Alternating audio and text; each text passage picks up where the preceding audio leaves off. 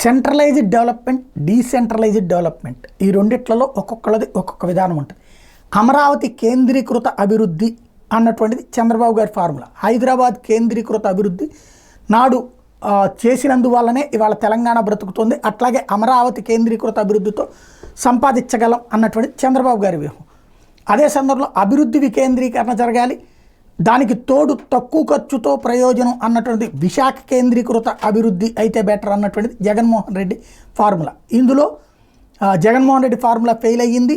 అమరావతి అన్నటువంటి కొత్త నగరపు సృష్టితో తీసుకొస్తానన్నటువంటి చంద్రబాబు గారి కళని ప్రజలు అంగీకరించారు. అదే ఇప్పుడు జరుగుతుంది.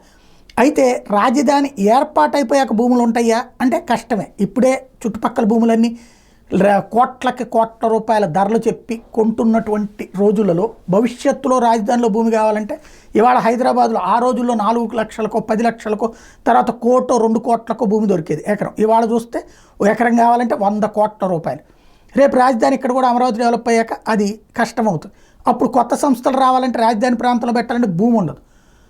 కాబట్టి అక్కడ అమరావతిలో ఒక 5,000 ఎకరాలు ల్యాండ్ బ్యాంక్ ఉండాలి. ఇది సిఆర్డిఏ ప్రతిపాదించింది. ప్రభుత్వం దానికి ఓకే చెప్పింది. అంటే 5,000 ఎకరాలు ఒక ల్యాండ్ బ్యాంక్ ఫిక్స్ చేసేసుకుంటారు. ఇప్పుడే ఆ భూములని ఇప్పుడే ఎవరికి ఇవ్వరు.